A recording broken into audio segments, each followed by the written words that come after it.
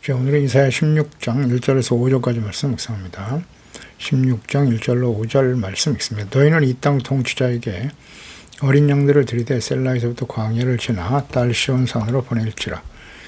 모압의 딸들은 아르논 나루에서 떠다니는 새 같고 보금자리에서 흩어진 새 새끼 같을 것이라. 너는 방도를 풀며 공의로 판결하며 대낮에 밤같이 그늘을 지으며 쫓겨난 자들을 숨기며 도망한 자들을 발각되게 하지 말며 내 쫓겨난 자들이 너와 함께 있게 하되 너 모압은 멸절하는 자 앞에서 그들에게 피할 곳이 되라. 대저 토색하는 자가 망하였고 멸절하는 자가 그쳤고 압제하는 자가 이 땅에서 멸절하였으며 다윗의 장막에 인재함으로 왕위가 굳게 설 것이요 그 위에 앉을 자는 충실함으로 판결하며 정의를 구하며 공의를 신속히 행하리라. 아멘. 교만한 자들이 심판을 피할 수 없는 이유. 구원의 기회를 버리고 이스라엘의 대적의 길을 선택한 모압에 대한 심판의 경고가 이어지고 있습니다. 멸망의 위기 속에서 모압이 취해야 될 태도와 그들의 교만으로 인한 비극적 결말에 대한 말씀입니다. 이는 단순한 심판의 선언을 넘어서 열방을 향한 하나님의 공의와 그분의 통치 아래 들어오는 자에게 베풀어지는 자비, 그리고 이를 거부하는 인간의 교만을 대조적으로 보여주고 있습니다. 이사야 15장에서 하루아침에 황폐해진 모압은 이제 승전을 위해 남쪽 유다에게 도움을 청해야 하는 처지에 놓이게 됩니다. 16장 모압의 난민들이 유다로 피신하는 과정에서 모압이 유다에게 정적 망명을 요청하지만 유다의 하나님께 영적 항복은 하지 않는 이중성을 지적하고 회개하고 돌이키지 않는다는 거죠. 결국 교만으로 인해서 그 구원의 기회를 놓치고 멸망하는 비극을 보여줍니다. 그러니까 하나님의 주권적 통치와 인간의 뿌리 깊은 교만에 대해 말씀하고 있고요. 장차 올 메시아, 하나님 그리스도를 통해 다스리시는 하나님의 나라의 성격과 회개하지 않는 자들의 필연적 심판에 대한 교훈을 주고 있습니다. 1절에 너희는 이 땅의 통치자의 어린 양을 들이대 셀라에서부터 광야를 지나 딸 시온산으로 보내라. 그러니까 현재 비참한 상황으로부터 모압이 구원을 받을 수 있는 길이 무엇인가를 제시하고 계십니다. 유다와 긴밀한 관계를 회복하라는 거죠. 이를 위해서 유다에게 조공을 바쳐야 한다라고 권유하고 계십니다. 조공은 복종을 표시하는 거죠. 동시에 보호와 도움을 요청하라는 말씀입니다. 모압은 양들의 고장으로 널리 알려졌죠. 모압 왕 메사가 이스라엘이 아합 왕에게 공물을 바칠 때에도 새끼 양 10만의 털과 수양 10만의 털을 보낸 전력이 있었습니다. 왕하 3장 4절에 모압 왕 메사는 양을 치는 자라 새끼 양 10만 마리의 털과 순양 10만 마리의 털을 이스라엘 왕에게 바쳤다 그랬습니다. 셀라에서부터 시온산으로 보내라. 셀라는 모압 사람들이 도피하는 에돔의 수도, 도피했던 에돔의 수도였죠. 이 곡물은 셀라에서부터 출발하여 서해남부를 돌아 유다 광야를 거쳐 온 시온, 즉 예루살렘에 이르도록 지시하신 것입니다. 모압은 영원히 이스라엘 정예에 들어올 수 없다라고 선포하신 하나님께서 유다와 화친할 수 있는 기회를 주신 것입니다. 2절에 모압의 딸들은 아르논 나루에서 떠다니는 새가 될 것이고 보금자리에서 흩어진 새 새끼가 될 것이다 라고 말씀하셨죠. 이는 고향을 떠나 이곳저곳 방황하는 모압 사람들을 떠다니는 새, 즉 보금자리를 빼앗기고 쫓겨난 새와 같은 신세가 될 것이다 라고 말씀하셨고요. 이는 국가적 기반을 잃고 공포에 질려 이리저리 방황하는 모압의 처참한 현실을 보여주고 있는 것입니다. 3절에도 너는 방도를 베풀어라. 공의를 판결하고 대낮에 밤같이 그늘을 지어라. 쫓겨난 자를 숨기며, 그러니까 모압에서 일단 유다에게 하는 간청해야 된다. 유다에게 그런 말씀하고 계신 겁니다. 도움을 청하라. 그들은 우리를 숨겨달라. 뜨거운 대낮 공격자들에게서 그늘이 되어달라라고 호소하라고 말씀하고 계시는 거예요. 굉장히 어려운 일이겠죠. 실천하기가 겸손해지라는 것이 있는데 4절에도 나의 쫓겨난 자들이 너와 함께 있게 하되 너 모압은 멸절한 자 앞에서 그들의 피할 곳이 되라. 터색하는 자가 망하겠고, 그러니까 이는 구원을 위해서 방황하는 모압에게 하나님께서 심판 중에도 이방 민족 모압을 긍휼히 여기시는 마음을 보여줍니다. 모든 사람들이 하나님께 돌아와 구원받기를 원하시는 하나님의 마음과 뜻이죠. 유다는 열방의 피난처, 즉 복의 근원이 되어야 할 사명이 있는 것입니다. 대저 토색하는 자가 망하겠고 멸절하는 자가 적고 압제하는 자가 멸절했다. 그러니까 이러한 피난은 오래 계속되지는 않을 것이다. 왜냐하면 토색하는 자, 착취자가 망하고 멸절하는 자가 그쳤다. 그러니까 압제하는 자, 발로 밟는 자가 그 땅에서 멸절되었기 때문이다. 말씀하시죠? 동사의 과거 시제는 미래의 확실성을 강조하기 위해서 사용하신 것입니다. 5절에도 다윗의 장막에 인자함으로 왕위가 굳게 설 것이다. 그 위에 앉을 자는 충실함으로 판결하며 정의를 구하며 공의를 신속히 행하라. 그러니까 폭력과 착취로 자신의 욕망을 위해 침탈을 일삼는 지상 제국의 멸절한 자리에 그와 대조적인 한 왕국이 세워지게 될 것이다. 이 왕국은 다윗 장막에서 나온 후손으로부터 올 왕 그리스도, 그가 인자함으로 백성을 다스릴 것이다. 충실함으로 옳고 그름을 판결할 것이라고 말씀하고 있죠.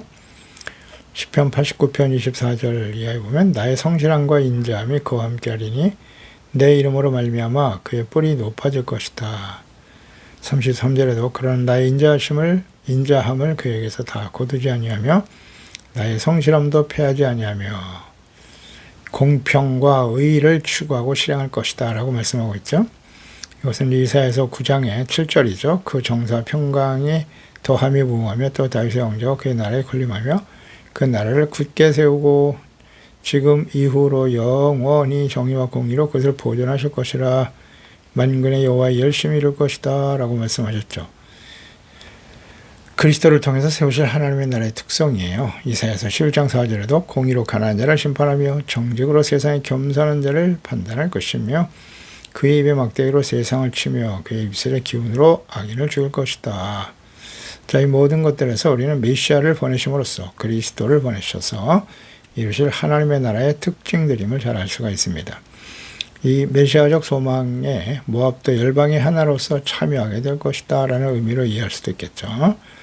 이는 모압이 시온의 그늘에서 피난처를 삼았다는 사실로 말미암은 것인데요.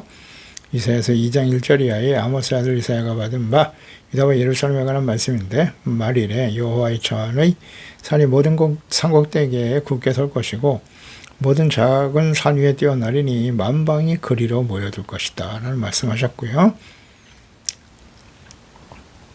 또 많은 백성이 가며 이르기를 오라 우리가 여호와의 산에 오르자 하나님의 전에 이르자 그가 그의 길을 우리에게 가르칠 것이다. 우리가 그의 길로 행하리니 이는 율법이 시온에서부터 나올 것이고 여호와의 말씀이 예루살렘으로부터 나올 것이다.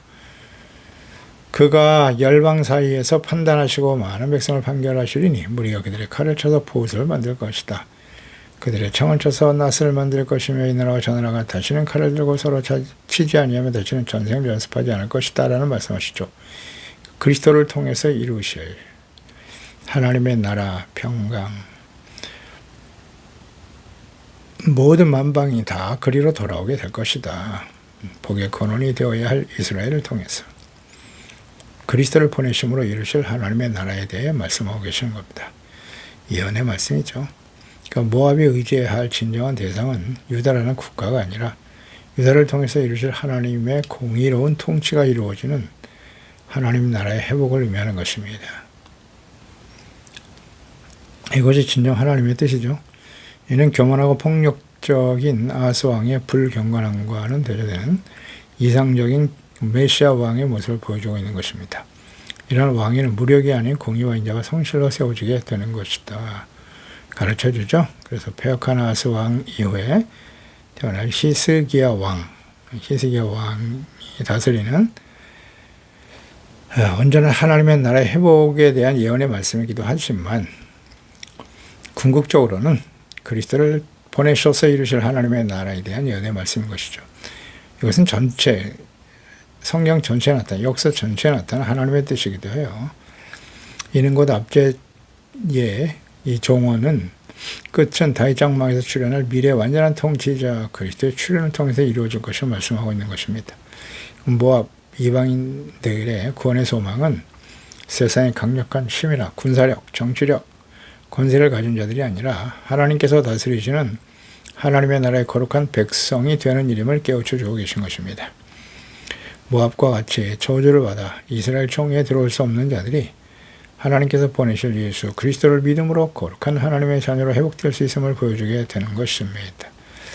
이것은 모든 시대에 나타난 하나님의 뜻이에요. 요한복음 3장 16절이죠. 세상을 처럼 사랑하사 독생자를 주셨는데 이는 그를 믿는 자마다 누구든지 멸망하지 않고 영생을 얻게 하는 것이고요.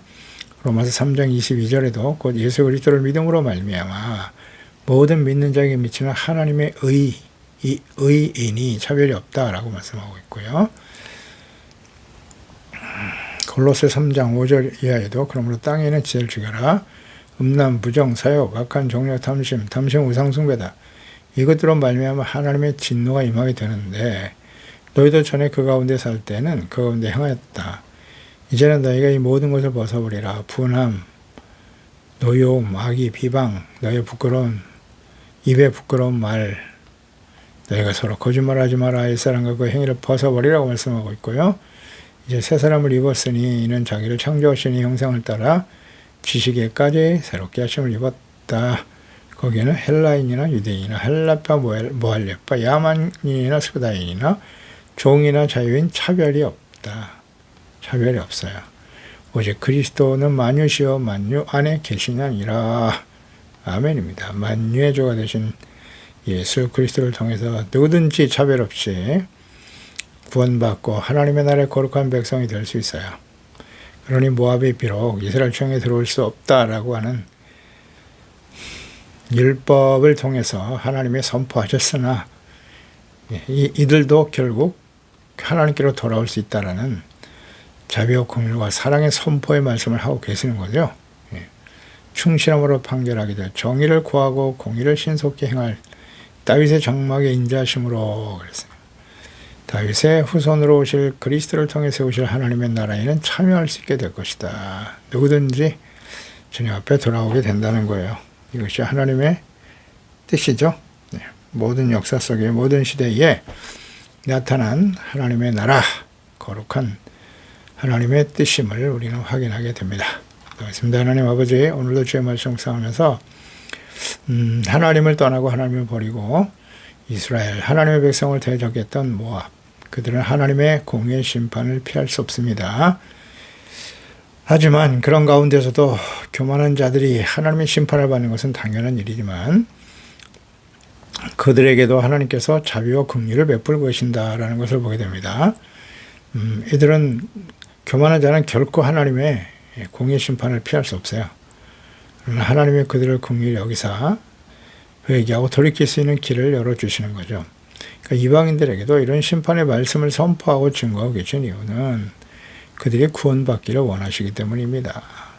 그래서 이것은 궁극적으로 이제 그 당시에 패역했던 아스 왕이 끝나고 히스기야 왕, 하나님을 경외하고 공의와 성실로 다스리는 하나님의 나라의 회복을 말씀하고 계시는 것이지만 궁극적으로는 예수 그리스도를 보내심으로써 이루실 하나님의 나라, 모든 사람들이 이곳에서 참된 평안과 자유와 기쁨과 생명을 얻게 될 것이다 라는 하나님의 예언의 말씀이기도 하시죠. 그래서 이방인 중에 이방인이고 패역하고 죄와 허물로 죽었던 저희들을 예수 그리스도로 말미암아 죄를 용서해 주시고 거룩한 하나님의 자녀와 백성이 되어 주님을 배울 수 있다고 하는 것은 얼마나 감사한지요.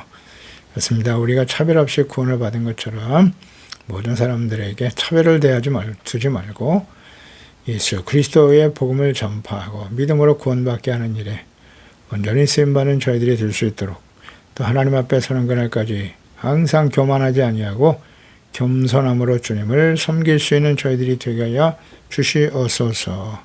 예수님의 이름으로 기도드리옵나이다. 아멘.